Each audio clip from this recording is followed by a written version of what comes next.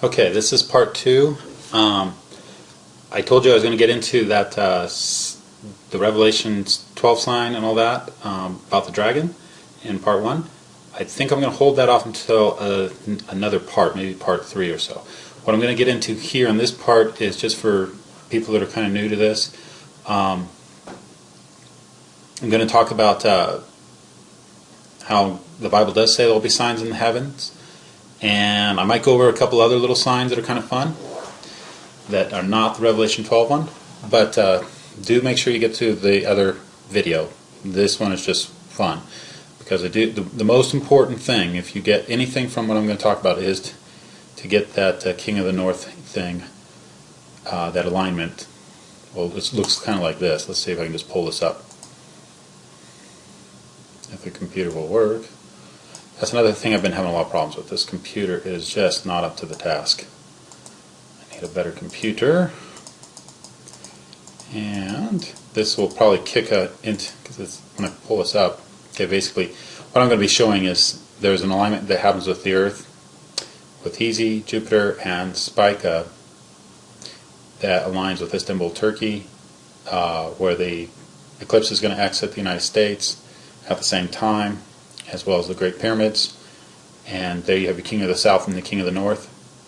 And you have the Ottoman Empire and the Roman Empire connected by Istanbul, Turkey. And you have your iron mixed with clay in the feet of King Nebuchadnezzar's dream.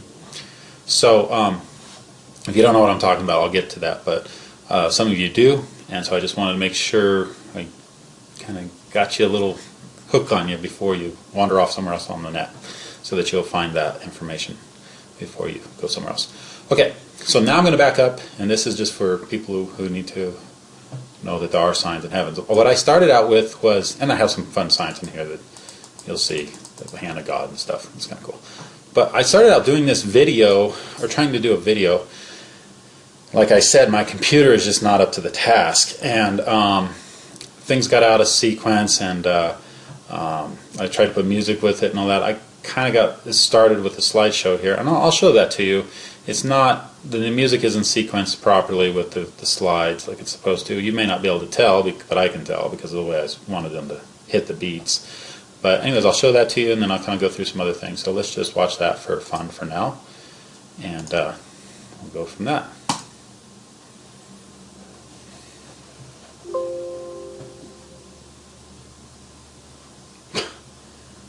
Not sure, that doesn't look right. Like I said, this thing's a mess. Oh dear, technical difficulties as usual. Don't touch it.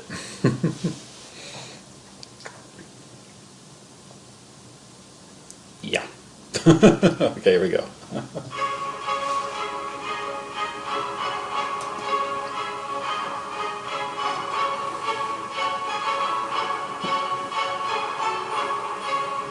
Oh, that's really wrong. That's very, very wrong. He can do better than that. That's more wrong than normal. I'll try again. See, I can't get consistency out of my computer, so it's like, why even bother trying to do this? So I'm having to talk now rather than make a nice polished video.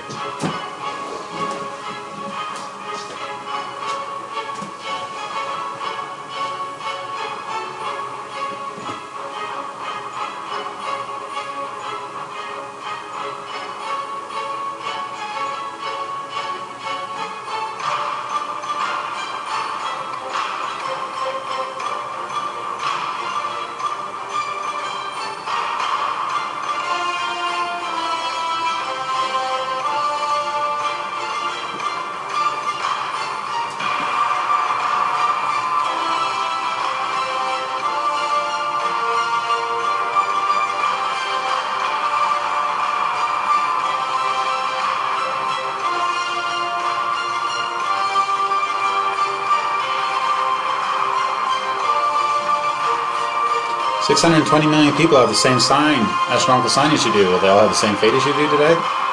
Not. Oh, this thing's messed up bad.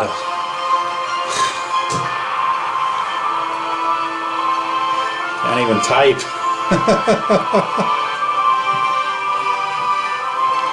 just came out horrible.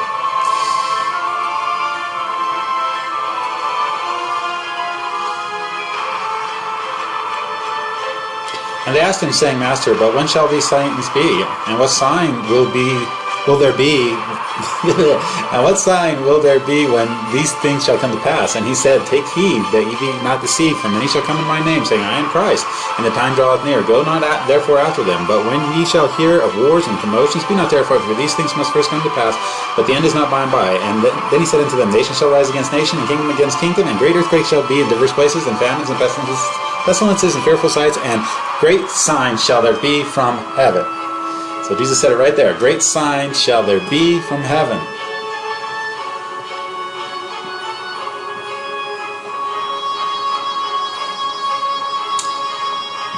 Yeah, okay. To the chief musician, a psalm of David. The heavens declare the glory of God, and the firmament shows his handiwork. Day unto day utter his speech, and night unto night showeth knowledge. There is no speech nor language where their voice is not heard. Their line is gone out through all the earth, and their words to the end of the world. In them hath he set a tabernacle for the sun. Okay, what you're looking at here is a pulsar that's in a nebula. Oh, boy, that is bad. Wow. Wow. See how it's just messing up on me? I just couldn't get the computer to stabilize.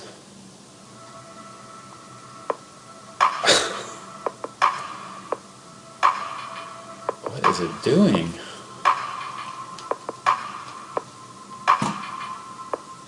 Alright, well, we'll start up again. Their line has gone out through all the earth. Now remember, that was verse 4 there. There's an alignment coming, and it goes through the earth. Their line has gone out through all the earth, and their words to the end of the world. In them hath he set a tabernacle for the sun. And the computer blows up. Alright, to the chief musician. Okay, so verse 1 was, the heavens declare the glory of God, and the firmament showeth his handiwork. Okay, the new image depicts a pulsar wind nebula produced by the dense remnant of a star that exploded in a supernova. What's left behind is a pulsar called PSR B1509, 1509 for short, which spins around 7 times per second. That pulsar is 12 miles wide. Have NASA scientists discovered God 17,000 light years away? Well, 17's the year that we're interested in as far as the sign that's coming up.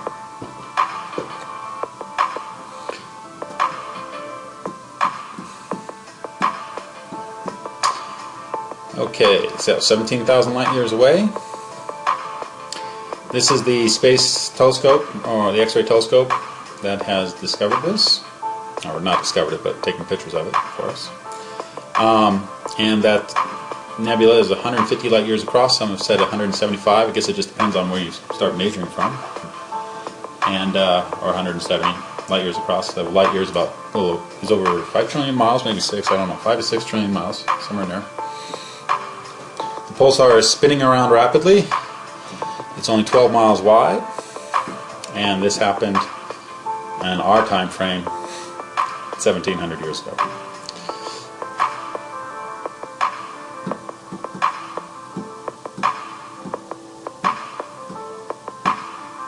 Okay, so what we got is 2 17s here, and a 7, and 3 7s. See 3 white 7s? So I'm playing with the numbers here just for fun.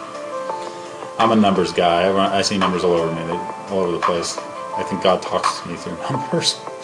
Okay, so we have 1,700, 7, and 17,000, or 17,000, and that all adds up. If you add just the numerals, adds up to 23. The date of the sign is on September 23rd, 2017. We have 2 7s, 2 17s, and 3 7s. 2 17s, get it? 2017. Okay. Anyways, you can play with that, pause it, look at that, that's kind of fun. Okay, so this hand has a pulsar that looks like a nail wound, and you notice that the blood flows kind of up. Well, if you take that hand from this position and put it up on a cross, as you can see, it looks like the blood would be flowing from where I superimposed the nail there, and the blood would flow down. just like that, just like it shows in the sky. So it's like the hand in the sky fits what would really happen in real life. Okay, and then we have crown of thorns, perhaps. You see them behind the hand. If you see it, you see it. If you don't, you don't. Okay, they put a nail right into the wrist here. It cut the median nerve, and that would not allow you to move this finger, this finger, this finger, but you'd still have control of these two fingers through what's, I guess, called the ulnar nerve. You biologists are going to laugh at me. Okay, the median nerve. If the median nerve gets severed, the first, second, and third fingers lose functionality, resulting in a two-finger fist that looks like the hand of benediction for the Father, Son, and Holy Spirit. So basically, you're not going to be able to pull these fingers down. You'll be able to pull those two down. So you end up with something like this. They also would put the nail into the wrist bones where there's lots of ligaments, and it's much stronger there. It's still in your hand. It's also in your wrist, but it's still in your hand. And if they put it directly in the hand, it would have just ripped out. Now, if they put the nail right here, I think when Jesus says stretch out and look at my hands, that word could also mean wrist in the scripture, but that's another thing. Alright, so that's a sign right there. Okay, view of the Southern Cross in the sky from Golgotha, Jerusalem on Passover night in the year 32 AD. Now in 32 AD, we can see the Southern Cross from the point of Golgotha. And you could also, but today you can't see it. Alright, so what's going on is we have the earth is tilted like this, and it goes around the sun, with keeping this tilt. But this angle of this tilt will change sometimes. Over time it changes. And it'll still maintain that through the seasons, but over thousands of years this changes. I think it's 26,000 years or whatever, this tilt will actually change. So it doesn't change quickly. It takes a long, long time for that tilt to change. But the Earth's axis, its tilt changes. It's called precession, and this is why today you don't see the Southern Cross. It's down below the horizon. And if I could play that, let's try it. You'll see it animated here. Maybe. There it goes. This is a joke. Doesn't really mean anything. Today the Southern Cross is hidden below the horizon, but this was not the case in the time of Yeshua. That should be Yahshua, not Yeshua. This change is caused by the axial precession of Earth's rotation, or precession. The star that turned into a pulsar, which became the right hand of Yeshua, is toward the temple side of the Southern Cross. You see it right down there? There it is. That's the hand of God's 150,000 light years across, maybe 170,000 light years across. If we impose a map of the Garden Tomb on the southern sky, where the skull of Golgotha is, the skull of Golgotha is off to the right-hand side of the screen there. The Garden Tomb is off to the left. We'll just go through these slides and just sort of let them roll through. That's what it looks like today. I'm not sure if the bus stop is still there right now. I've never been to Israel, but I thought they might have been working on that or something. But anyways, those are modern shots, and you could see where Golgotha was on the right-hand side. Maybe I should back up for you on that last one there. Basically what I'm pointing out, though, is if you... Well, yeah, I'm going to come out of the slideshow here and just show you by hand. If I can get this mouse. My wife's mouse, her pink mouse. My blue one broke. Okay, so let's see here. Alright, so there's Golgotha, the skull. And this is bus stop in Israel. The skull's over here. Jeremiah's grotto is considered to be over here. But there's caves up here, so, Jeremiah's grotto could have been, who knows? And the Garden Tomb is over where these trees are.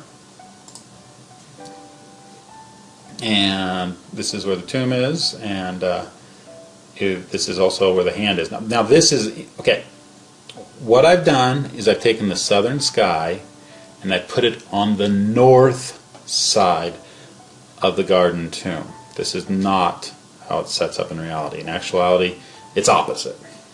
But I've done this because I thought, wow, this is kind of interesting, because if we put the Southern Cross over where the cross was on this, the hand is over the tomb, and it's about the right scale of what a real man would look like. But let's get back over to where the cross was here first. Ron Wyatt did excavation here. He says he found some holes in the rock that were made for holding a cross. He believes a cross was there. And the more he gets into it, he talks about how, well, we'll get into that later. Let's get into the hand first here. But this could be the real crucifixion site down here. So if a man is to raise from the tomb here, you can see I've enlarged it. But if you look at that hand there on this guy, it's about the same size as this hand here, which you can barely see. Get your magnifying glass out. But they look like they're about the scale if you put the Southern Cross over this area. I just thought that was interesting. Could be a sign, maybe not, maybe it's nothing. But you can kind of tell how big a man would be against a tomb there by just looking at real life photos of people that have to duck in. And of course, another evidence that this is the garden tomb says in John 24, so they ran both together, and the other disciple did outrun Peter and came first to the sepulchre. Oh, you ever get tongue twisted? I'm not even going to try. And then he, stooping down and looking in, saw the linen cloth lying, yet went he not in. Okay, so it'll come to me later. I'm not going to try it right now. Say that word. It's so easy to. It's embarrassing, but oh well. Hey, you got to be entertaining, huh? Okay, so I'm just having fun with how big the hand is. This is how many miles it is. I think that's what we got. Million, billion, trillion. I think that's wrong.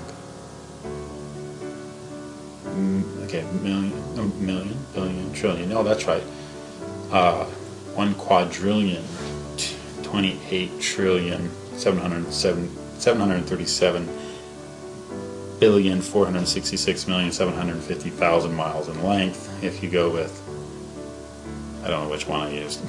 Anyways, doesn't matter. So anyway, so it's just big. So anyways, here's the skull.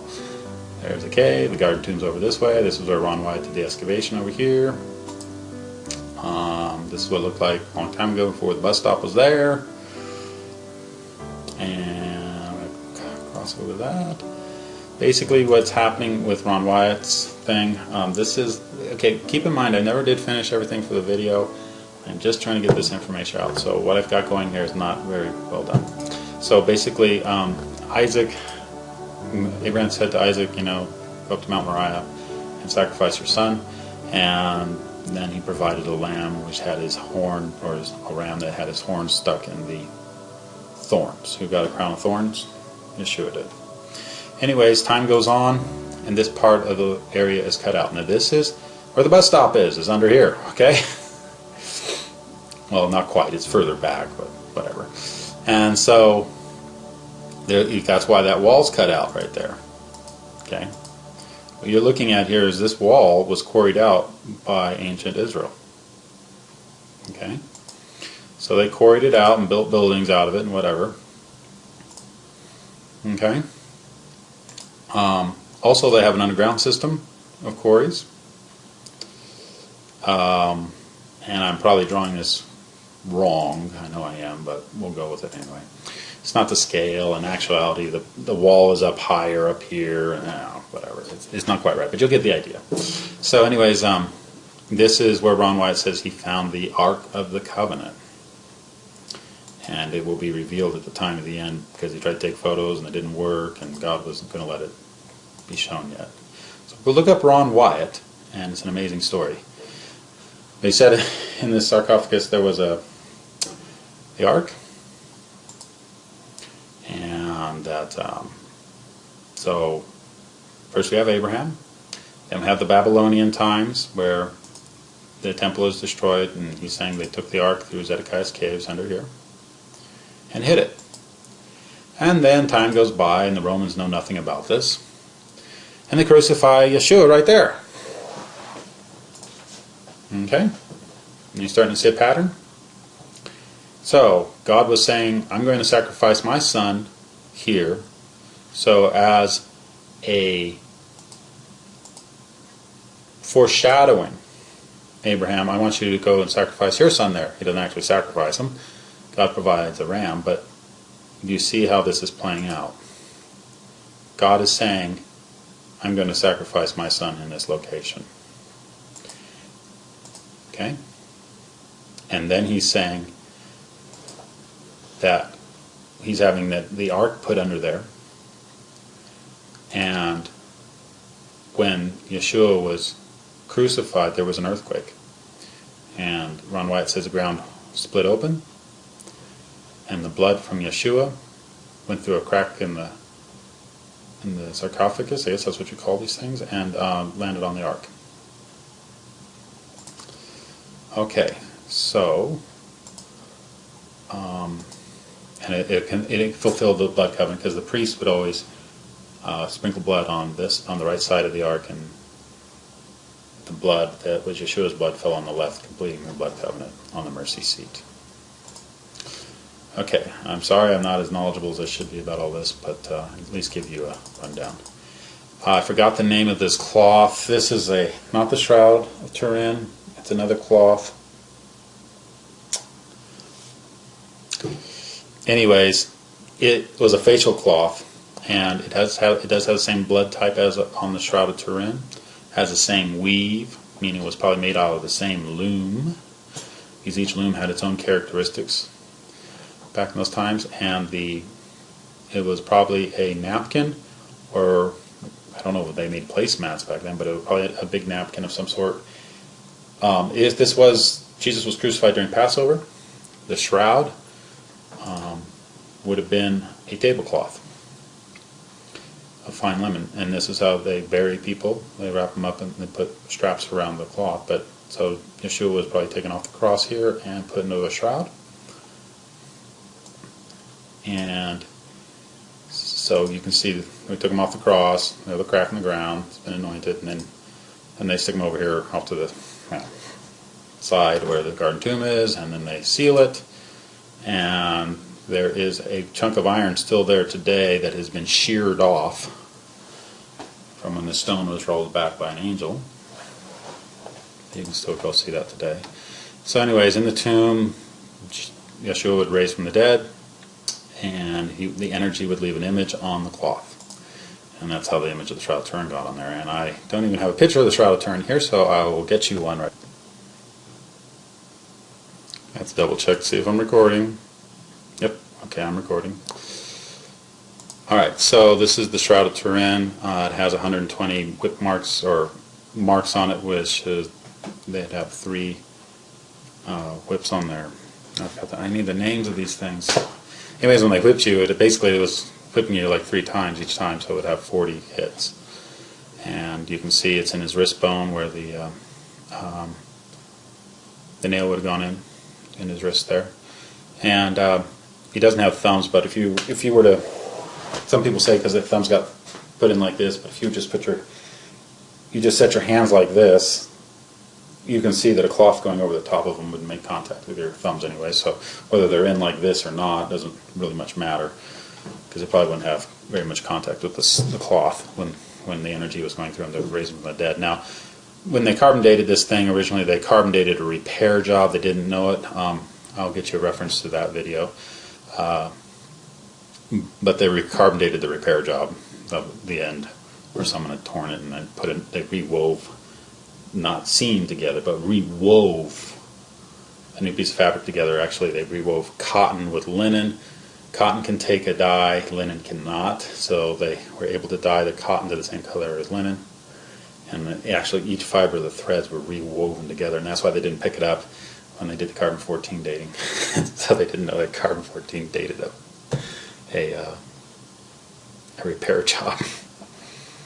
Okay. Okay, double checking and recording. Yep, okay. Alright, so if you get to this Shroud of Turin, the new evidence, that's a good video to watch. It talks about it, about how basically a repair job. That was being put in and dyed to match. The only thing in the shroud that was dyed or stained was this radiocarbon area. So my hypothesis at the moment is that this was done on purpose to fool your eye. Rogers also returned to Sturp's 1978 experiments to see if there was anything the carbon dating labs had overlooked. Anyway, so it basically goes into what happened to the carbon dating, what went wrong. So anyways, that's a good one to watch, and I'll get you that facial cloth. Okay, the Cedarium of Oviedo, I think is how you say this. This is what is the facial cloth. And you can go through this video here. And it shows how these blood stains work and that they fit the Shroud of Turin. And it's just more evidence of, we have hard evidence of it. You see, what this really gets down to is that we have, it looks like we have actual forensic hard evidence of the resurrection of Jesus, or Yeshua. That's amazing if you think about that. Because if you really get into the Shroud of Turin and you really study it, you'll find out the thing's got to be authentic. And this cloth here also complements that, so I'd look up this one here as well. Okay. Okay, we're back to this PowerPoint presentation. It's an absolute mess. Oh, I forgot to see if I'm recording. I am recording. Okay, good. Alrighty, so my messy PowerPoint presentation. Alright, we had Zedekiah's Caves. This is the cave system under Jerusalem. This is the Damascus Gate over here. Up there is the okay, up in this area there's the beginning of the bus stop, and right about up here in my in my PowerPoint menu is Golgotha, the skull of Golgotha, and then the crucifixion site, and the garden tomb is over here, which you can't see it on this picture. But if you look at the edges of this map of Zedekiah's Cave, and this goes under all these buildings. This is actually hollowed out, and I probably should just get you some pictures of that. It's all rugged edges all the way around, but right here it's a nice smooth edge because there's a wall that's been built here. And this wall goes down into the cave system and cuts the cave system off. So the cave system actually goes beyond up here, and that's probably why they were able to bring in the Ark of the Covenant that Ron Wyatt says is under there, up to where the area where the cross is, and the garden tomb is. Okay, here's the bus stop right here. If you really look really close, this little loopy-doopy area. This is Zedekiah's Cave. This little green patch in here. If you look really, really close at the screen, this is where the garden tomb is up here, and this right here, right under that cursor, is where the crucifixion site would have been, according to Ron Wyatt, or somewhere in that area. So he's saying Zedekiah's Cave extended up into this area. There might have been a passageway, and that's where they would have hid it. So that'd probably be the up furthest most extent of the cave. And there's some other cave systems in Jerusalem down here. And of course, this is the Temple Mount. I'm sorry I didn't get you orientated properly if you don't recognize that. And so anyways, okay, so that's outside the city walls as too. Well, and there's a cemetery up here. The Muslims have a cemetery, and he was buried among the, I'm not sure if it says heathen or what that scripture was. But anyways, here's another picture of the cave system. There's a city wall.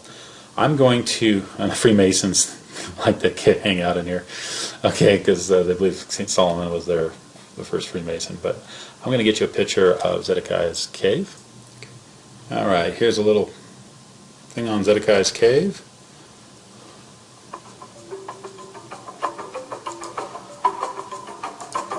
That's the Jerusalem Gate was on the right. The year is 1854. The scholar's name is James Barclay, an American scholar who lives in Jerusalem, reviews it, surveys it, researches it, and as he walks by the Turkish city walls, all of a sudden he notices his dog is falling into a pit. What happened to him? He goes and rescues him, but then he notices there's a big cavity here underground. The following day with torches, he goes into the cave and he discovers the biggest underground cavity ever found in the city of Jerusalem. So now he's coming up. Damascus Gate would be off the left, and there are quite a few off to the left reservoirs in Jerusalem, but this is not plastered, and this is much, much bigger Can't show you. than any underground cavity that we know. Okay, I like to look at it like from here. Okay, if you went off over that way over here to out of the screen is where the cave looks like it may have continued on under the street. There are quite a few underground reservoirs in Jerusalem, but this is not plastered, and this is much, much bigger than any underground cavity that we know. Zedekiah's Cave is its Hebrew name. King Solomon Quarries in English. The Cave of the Kings in Arabic. What is this place? What is its nature? Who made it? And why? Let's follow Barkley in discovering this magnificent site. So you can see, it's big. Once discovered, the And, place attracted all sorts of visitors and So scholars. you can watch Among that them, later if you want. And I'm going to get back to what I was doing. So this is the Zedekiah's cave system. He came in through these stairs right here into the cave. That's the way in. If you look back up here, there's the street. There's Zedekiah's cave. Actually, you know what I'll do? I'll pull it up on Google Earth for you.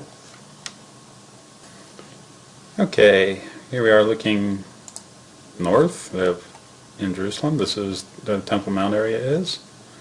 And right up here,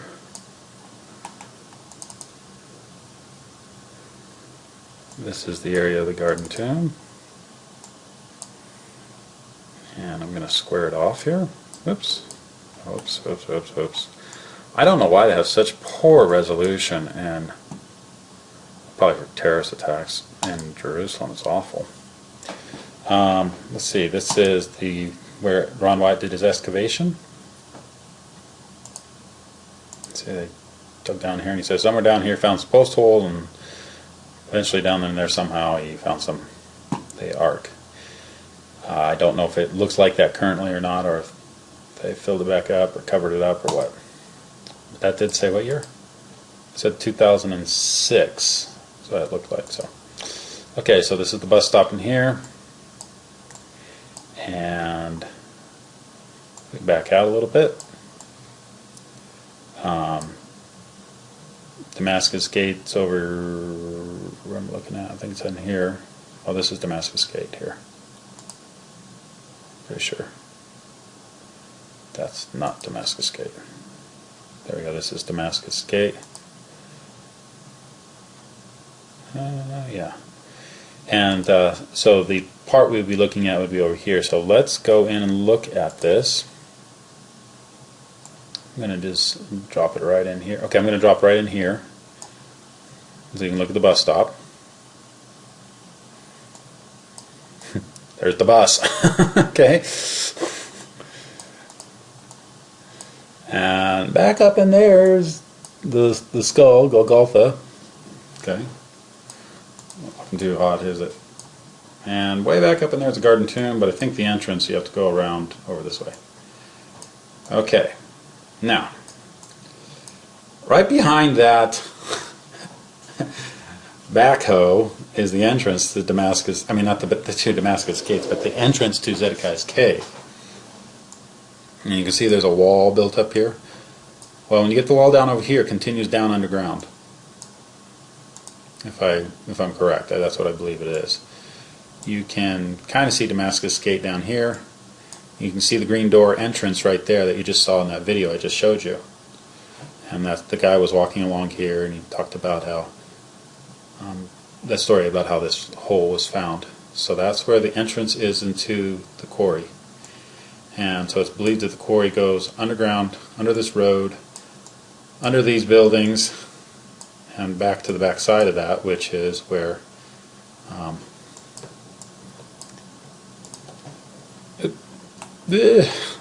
hate working with a slow computer, where the Garden Tomb is. So there's the bus stop. Oh, let's get it orientated correctly here. Right. I'm disorientated. This is the bus stop here, and this is the Garden Tomb. This is where I should picture the Garden Tomb. Yeah, that's the Garden Tomb right there. Okay, so the idea is the quarry system extends up under to here where the cross was, and then he was buried here. Okay, you can play with Google Earth and look that up all yourself. I'm going to close Google Earth. Let me pause this so it doesn't keep running on. Okay, so now you understand a little bit more about Damascus Gate. Oops, oops, oops, oops, oops. One more undo. Okay, so that's kind of what I was doing. Here's a picture. If you put that little Garden Tomb map on on a real photo. You can see the skull is here, the lookout place there is right here. The tomb is here, the real tomb is down in here. You can kind of get an outline lay of the. You can see it's kind of like a wall, this escarpment here where the quarrying stopped, where it was all cut out. Okay. Just more pictures. Alright, so let's move on. Actually, I'm going to quit right now, and then we'll go to the next video for later. Okay?